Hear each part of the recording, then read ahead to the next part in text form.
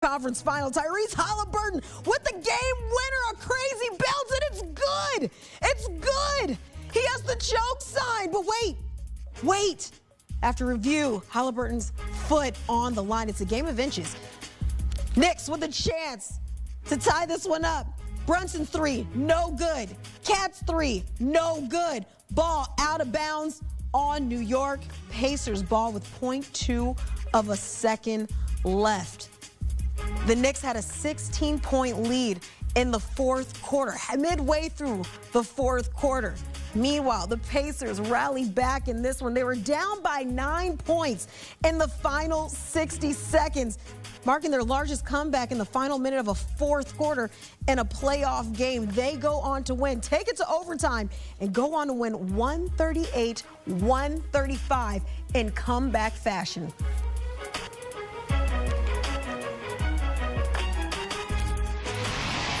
And we are now joined by CBS Sports NBA insider Bill Ryder and former NBA player and coach Avery Johnson. And fellas, I have one big question for you.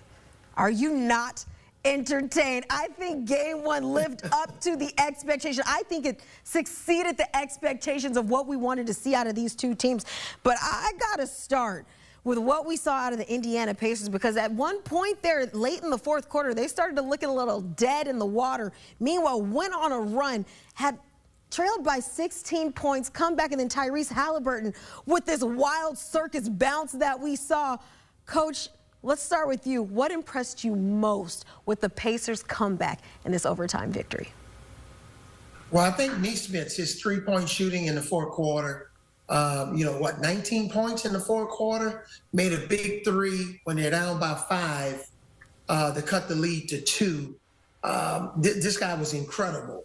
And I just think overall the ball security by the Indiana Pacers. In an overtime game in the Eastern Conference Finals, I believe he only had 7 turnovers. That was unbelievable. But Aaron Nesmith, I coached against this kid when he was at Vanderbilt, of all places, when I was coaching in college, and he was a sharp shooter then.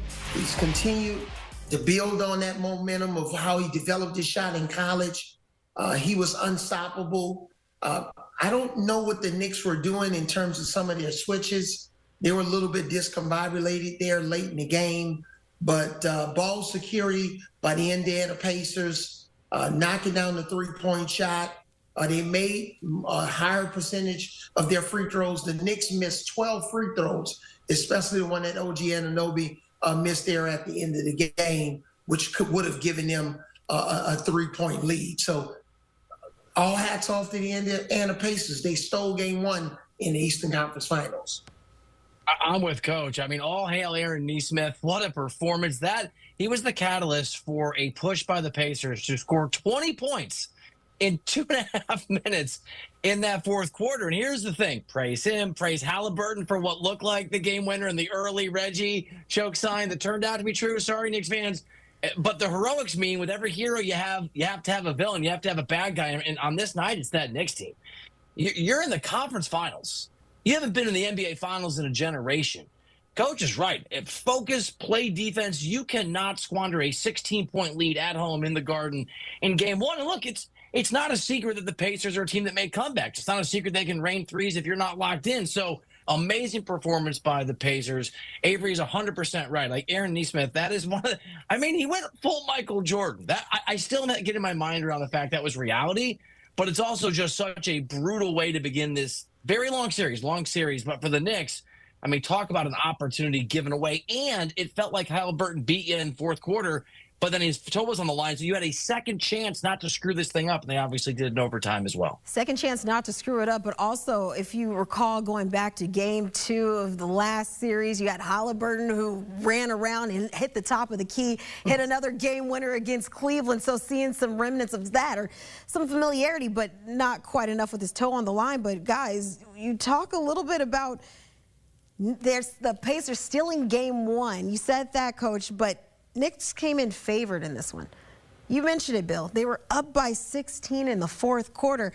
Now, currently, the Pacers minus 168 to win the series. Coach, swinging this back your way, what does this win mean for the Pacers, who looks like things are stacked up against them coming into this one? They're on the road playing at a tough MSG, because let's be honest, these Knicks fans are excited for what they're seeing out of this team. But what does this win mean for Indiana? Indiana's playing with house money right now. I've been in this situation before. Whenever you don't have home court advantage, you can go and steal game one, which is the easiest game to steal in any NBA playoff series. So the Knicks, they're feeling really good about themselves. They have nothing to lose in game two. I think for the Knicks, seven turnovers by Jalen Brunson.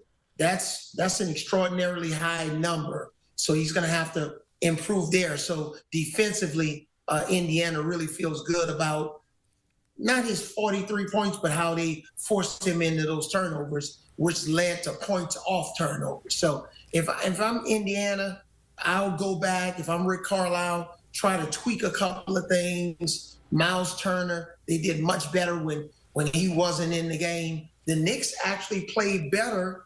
They were on a 14-0 run there late in the game without Jalen Brunson in the game when he was in foul trouble. So if I'm Indiana, I'm feeling really good right now. You're absolutely feeling good, but I feel like what we saw, not necessarily with the circus 3 or 2 that happened, but when we see the Pacers this postseason, we've seen them come back in several instances in some of these games. I like to call them, maybe they're looking like the comeback kids. But Bill, what have you made of the Pacers having so many comebacks this postseason?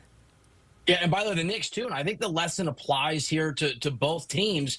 You can't take for granted how well you're playing, how well things are going, because look, it was early in the game. Pacers got off to a nice start in this game, and they kind of let their defensive energy lag a little bit. The game was close, and all of a sudden, the Knicks took the lead, and they took, and Coach is right, OG Anunoby really was the guy that pushed a pretty nice run in the fourth quarter when Brunson was out with that foul trouble, and it felt like the game was over. And you're right, Kiana.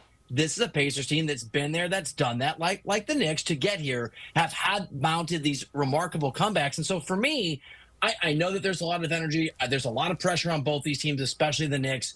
But these are both teams that are capable of being outstanding defensively, but have not been consistent in that respect. For the Pacers, they were just bad defensively and just bad in general the first 25 games of the regular season. But after that 25-game mark, they're top 7 defense going all the way back to mid-December.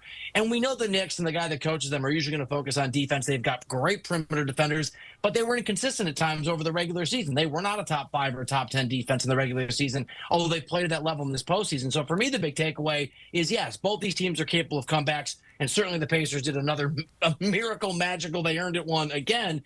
But it's also just a reminder that both these teams have to be focused on defense for 48 minutes. That's something they didn't do over the course of the entirety of the season. And I think whoever advances is largely going to be the team that summons the best version of themselves defensively because both these teams against an opponent who's capable of making comebacks, even if it feels like the game's out of hand. Hey, I want to stick with that word capable, Bill, because you used that and we saw that the Knicks were capable to extend a lead or maintain a lead even when they didn't have Brunson on the floor while he was dealing with foul trouble. They went on a 14-0 run with Brunson sidelined. But meanwhile, you go on to lose this one. You allow the Pacers to come back there in the final minutes of this game. I want to know, Bill, how bad of a loss is this for the Knicks? And I say this because my co-anchor over here, Hakeem, said this game is a series killer for the Knicks. Bill, do you agree with that statement? Well, look, I'm Team Hakeem. So, look, I don't like to argue the Hakeem, but it's a really long series. And I think both of these teams are outstanding basketball teams, and it felt like 6 or 7. But there's no doubt that if you're the New York Knicks and you get 40-some points from Brunson and you have this 16-point lead with not a lot of time left in the game, and we're into the fourth quarter and you lose it, you are squandering an opportunity and a win and home court advantage against a very dangerous opponent. And so that's it. I mean, it is again, I'm just going to do sorry, Knicks fans, the choke sign that Halliburton did a little too early. That it is that. But these series are long. And I'll just remind people that if you go back to most of the championships the Warriors won, if you go back to the series that Hakeem, your Cleveland Cavaliers won, I'm talking final series. Avery knows this. He coached these teams. Teams that win series and win championships will often lose by 15 or 20 or 25 points over the course of a series and or have heartbreaking moments like this. So this doesn't mean the series. Hôm nay mình sẽ hướng dẫn các bạn cách làm một sợi dây treo trang trí đơn giản từ len nhé. Nguyên liệu của mình đây nha, mình sẽ sử dụng 3 màu sắc như thế này để làm nha mọi người. Màu hồng, màu xanh da trời và màu tím sẽ kết hợp lại với nhau. Mình dùng kim móc len để làm nhé. Kéo nữa này. Rồi bây giờ mình sẽ bắt tay vào làm nha. Đầu tiên thì mình sẽ sử dụng cái phần len màu xanh trước nha mọi người. Bây giờ sẽ gỡ len ra để dùng. Mình gỡ len ra.